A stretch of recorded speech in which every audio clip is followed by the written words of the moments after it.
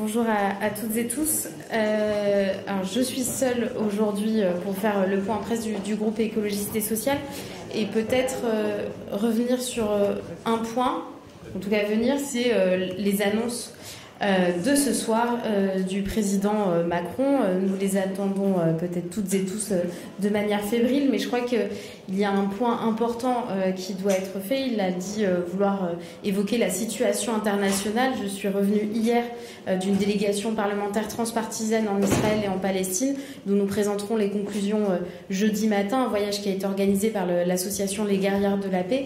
Et de ma place et de ce que j'ai pu constater sur le terrain, c'est que la parole du président de la République ce soir va être extrêmement importante. Nous arrivons à un moment de bascule du conflit, un moment de bascule tant pour les populations civiles à Gaza, mais aussi un moment de bascule pour avoir une solution possible à deux États. Et donc l'engagement qu'il prendra ce soir doit être nécessairement fort également parce que le chemin des sanctions à l'encontre du gouvernement israélien, notamment avec la suspension de l'accord entre l'Union européenne et Israël, est possible. Ce chemin a été également ouvert au sein de l'Union européenne et la parole de la France doit être très forte. Et pour cela, il est donc d'autant plus nécessaire d'organiser un débat comme les écologistes le demandent depuis de nombreuses semaines, d'organiser un débat à l'Assemblée nationale pour que la représentation nationale soit éclairée et surtout qu'elle puisse débattre de manière apaisée pour pouvoir donner aussi une perspective possible à une solution de résolution du conflit dans la justice, dans la reconnaissance aussi de ce qui est en train de se passer, un génocide en cours à Gaza et avec une volonté véritable d'un nettoyage ethnique avec le plan annoncé par le gouvernement de Netanyahou ces derniers jours. On attendra également ce soir un engagement très fort sur la question écologique. Ça fait plusieurs semaines qu'on se tape des lois qui sont presque climaticides et en tout cas franchement climato-sceptiques, et on débat encore de la loi Duplon qui vise à réintroduire les néonicotinoïdes dans l'agriculture française alors qu'on sait que ces pesticides sont extrêmement dangereux, même dangereux pour notre souveraineté alimentaire. Et on a une biodiversité, les derniers chiffres sur la disparition des insectes ou la disparition des coraux qui s'effondrent et toujours pas d'engagement. Un engagement aussi, peut-être est-ce que des travaux parlementaires puissent continuer à se faire de manière sereine et donc qu'il y ait enfin une cohérence entre le Premier ministre qui a été choisi au détriment de la démocratie d'ailleurs, qui a été choisie par le président de la République. Et là, il y a presque une dissonance cognitive entre eux. Il faudrait peut-être retrouver un chemin d'apaisement entre eux pour surtout que l'Assemblée nationale puisse travailler sereinement, notamment parce que nous avons un texte important, deux textes importants en discussion depuis le début de la semaine sur la question de la fin de vie, les soins palliatifs et le droit de mourir dans la dignité.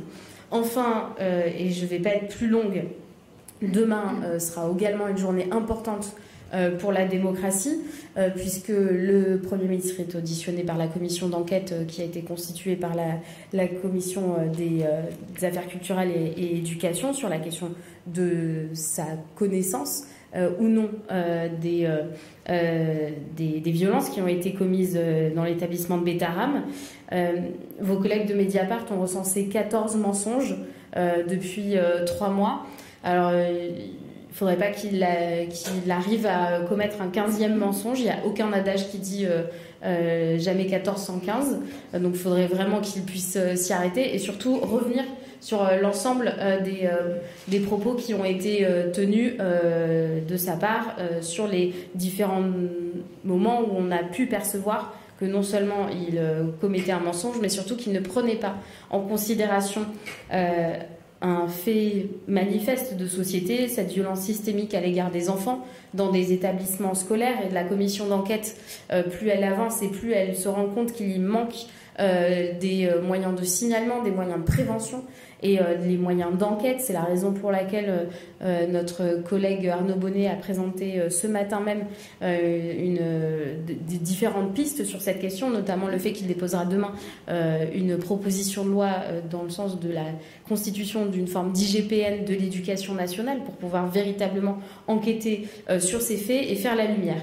En tout état de cause, et pour revenir sur l'audition du Premier ministre, on verra demain si non seulement il assume sa responsabilité, mais il est capable de tenir des responsabilités politiques majeures de premier plan dans ce pays, à savoir d'être Premier ministre, parce que s'il ne répond pas aux questions ou s'il commet encore des mensonges, et bien là, je crois qu'on arrivera non seulement à la fin de sa carrière politique, mais surtout à la fin de sa crédibilité.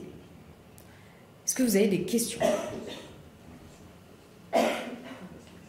Justement, sur les commissions d'enquête, on a vu que ces derniers temps, il y avait des refus aussi de se présenter devant les commissions d'enquête. Je pense à Alexis Kohler, il y a aussi des personnes qui sont accusées d'avoir menti, comme Aurore Berger. Est-ce que vous avez la sensation que le Parlement n'est pas assez respecté par l'exécutif actuel ? Alors, on pourrait dire beaucoup sur la place du Parlement dans notre 5e République qui a le rôle de voter la loi, mais effectivement de contrôler l'action du gouvernement. Et la commission d'enquête est un outil. Je crois qu'il y a un problème avec ces outils qui ne sont pas pris à la pleine mesure de ce qu'elles représentent dans notre démocratie. Des commissions d'enquête, c'est pas un outil politicien. C'est un outil de contrôle de l'action du gouvernement. C'est une prérogative qui nous est donnée par la Constitution. Et donc, il n'y a aucun usage politicien qui doit être fait de ces commissions d'enquête. C'est le lieu, tout comme devant un tribunal, où d'ailleurs on doit jurer de dire la vérité, rien que la vérité. Et le fait que des personnes ne s'y présentent pas ou bien y mentent, eh bien, je crois que nous devons en tirer aussi les conséquences juridictionnel, puisque c'est la période d'un délit, le fait de mentir devant la représentation nationale, et donc on doit aussi peut-être en tant que député en tirer les conséquences et en appeler aussi à la justice pour condamner de tels agissements. Clément Perron, pour la chaîne parlementaire, si demain les réponses de François Bayrou ne vous conviennent pas, est-ce que ça peut être un motif de motion de censure ? Alors, il y a plein de motifs pour censurer le gouvernement de M. Bayrou et on s'y est déjà essayé plusieurs fois. C'est sûrement le cas. Je crois qu'il faut qu'on mesure ce que ça veut dire de mentir sur la question de la protection des enfants. On n'est pas en train de mentir sur une question anecdotique. Là, il s'agit d'enfants, de victimes de violences physiques, sexuelles, parfois dans ces établissements. Et donc s'il ment, c'est une honte personnelle qu'il doit porter toute sa vie, mais c'est aussi sa responsabilité politique qui doit être engagée. Donc est-ce que le président de la République en tirera les conséquences ? Est-ce que c'est la représentation nationale aussi, de manière majoritaire, d'en tirer les conséquences ? En tout cas, s'il ment et s'il n'apporte pas aussi des preuves aux allégations qui ont été faites dans la presse et qui ont tendance à prouver qu'il a menti précédemment, eh bien s'il n'y répond pas, je crois qu'il faudra collectivement tirer les conséquences. En premier lieu, le président de la République, qui l'a choisi alors qu'il n'était pas issu d'un bloc majoritaire comme nous le sommes au sein du nouveau Front populaire. Dans l'émission ce soir du président de la République, il sera sans doute question de référendum. Est-ce que vous avez un projet de référendum dans l'immédiat et que pensez-vous de celui proposé par le Premier ministre sur le budget? Est-ce possible? Alors, l'idée de référendum, ça fait longtemps qu'on en parle, c'est la question de la réforme des retraites. On a dit plusieurs fois, la réforme des retraites, elle doit être portée devant les Français, puisque ça a été une réforme qui a été complètement forcée, sans vote, de manière injuste, également pour les Françaises et les Français. Donc ça fait longtemps qu'on parle de ce sujet, et donc je crois que c'est un sujet qui pourrait être intéressant de mettre au débat. Sur la question du budget, on s'est exprimé dessus, je crois, la semaine dernière, ou il y a 2 semaines, avec mon collègue Benjamin Lucas, mais je vais le redire très rapidement. La question du budget, c'est une prérogative du Parlement. Moi, je ne sais pas quelles sont les modalités pour avoir un référendum autour d'une question budgétaire. Est-ce que c'est pour dire que la France sort du seuil des 3% imposés? Ça pourrait être une question qu'on pourrait se poser, mais en réalité c'est assez flou de se dire ça, et ça a été d'abord une proposition du Premier ministre, mais voyez-vous, et c'est là où il y a une dissonance cognitive, ça n'a pas du tout été repris par le président de la République, qui a rapidement repris la main sur la question d'ailleurs des référendums. Un référendum potentiellement sur la fin de vie, alors que le Parlement est en train de travailler dessus, ça vous semblerait comme une entorse à l'équilibre des pouvoirs en France? Et deuxième question, il y a en ce moment un fort débat en Guyane sur la potentialité d'exploiter du pétrole offshore, défendu notamment par certains responsables de la gauche guyanaise. Quelle est votre position là-dessus en tant qu'écologiste? Alors sur votre premier point, sur un référendum sur la fin de vie, il faut d'abord voir tout le processus qui nous amène à considérer les deux textes qui sont actuellement en débat. Tout d'abord, des propositions qui ont été faites de part et d'autre dans la classe politique, une convention citoyenne qui a réuni plus de, je crois que c'était 163 personnes qui ont débattu, qui se sont d'abord acculturées avec l'ensemble des enjeux liés aux soins palliatifs, au droit à mourir dans la dignité également, et qui ont adopté des propositions à plus de 75%. Et à l'issue de cette convention citoyenne, un texte puis deux textes sont actuellement en débat, et on avait une pause à la dissolution. Je crois que là, les textes que nous avons à débattre, ils comportent plusieurs articles, et donc c'est une question éminemment complexe. Pourquoi pas avoir un débat avec l'ensemble de la société française, mais encore une fois, il faudrait trouver les bonnes modalités. Peut-être le texte issu de l'Assemblée nationale, mais je crois que les sénateurs et les sénatrices aimeraient bien aussi pouvoir s'exprimer sur le sujet. Donc est-ce que c'est le texte...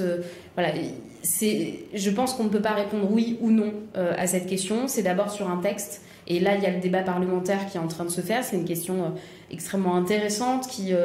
je crois, traverse l'ensemble des groupes aussi, parce qu'il y a des positionnements intimes qui sont portés dans les débats parlementaires.